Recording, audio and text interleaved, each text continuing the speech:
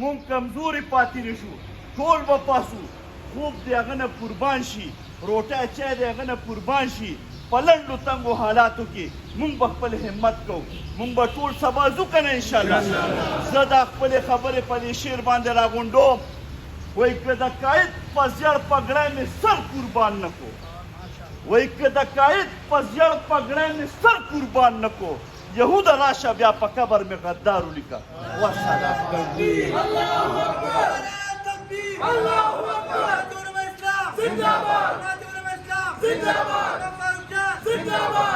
مونږ د داسې ججانو خلاف د داسې فیصلو خلاف د قاید جمعیت په آواز باندې نن لبیک وایو مونږ ورته وایو قاعده ته اشاره کوه نو مونږ څه چغه وایو قاعده اشاره کوه قاعده اشاره کوه یو لیبرل سړی سیکولر سړی د هغه خوښولو والا هغه دې روزي هغه دې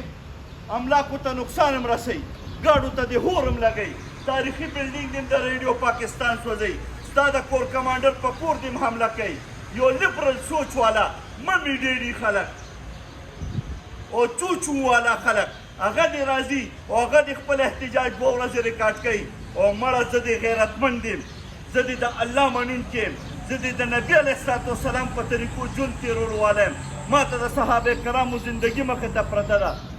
1000 مخامخ 313 خپل ځان د شهادت دپاره لګیا دي پیش کوي او زه به یېرېږم والله علماو اواز کړی والله د قاید جمعیت د عزت دپاره د ده د ننګ دپاره د ده د غیرت دپاره د ده د پت دپاره د ده زموږ دپاره جدوجهد دپاره پاکستان دپاره موږ ټول به ودرېږو زه خبرې زما ډېرې په زړه دي خو سبا به سبا د هغه چې تاسو زموږ کور ته راغئ او د قاید جمعیت چې کوم اواز کړی دی او په دې سختو حالاتو کې تاسو انتهایی کم وخت کې الحمدلله په دې زبردست اجلاس کې شرکت وکړو او دا د دې خبرې اعلان دی چې انشاءالله د قاید جمعیت اواز به الله دې ټولې دنیا ته اوچتوي او دا درنه به انشاءالله موږ بھرپور طریقې سره کار کوو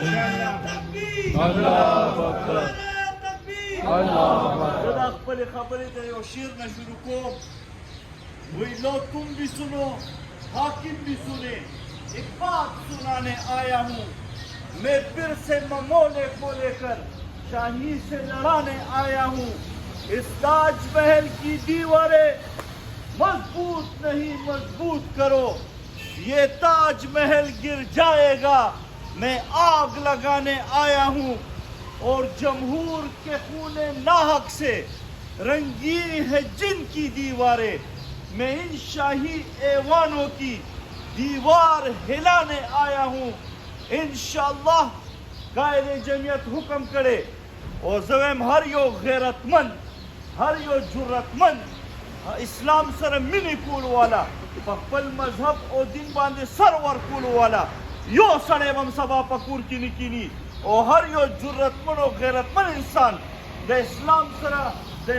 سر بلندۍ لپاره جدوجهد کولو والا هر یو سړی به سبا انشاءالله د دې ظالمانو او دې غاصبانو د سپریم کورټ ججانو ته مخامخ ودرېږي او تر هغې به انشاءالله موږ نه پاشو چې تر څو بیا موږ د قاید جمعیت حکم نه کړی انشاءالله په دې ملک کې به د دې خبرې باقي نه چلي په دې ملک کې به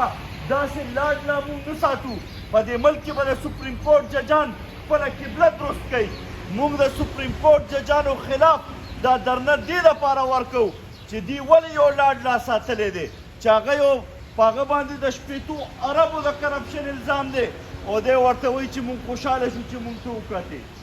د شپېتو عربو غل ته وایي ته راشه هغه ورته وایي زه باتروم ته ځم وایي ته لاړ شه زموږ باتروم ته لاړ شه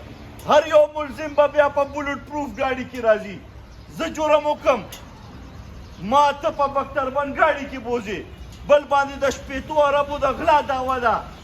په ټیږي لګیا دی اربونه روپۍ والي هغه په بلټ پروف ګاډي کې راولې هغه درته وایي زه به نګاله کشفه کوم تی د پولیس لین ګسټ هاوس ته لیږي ولې دا دوهره معیار دی کم قانون چې زما لپاره دی هغه قانون عمران خان لپاره پکار دی کم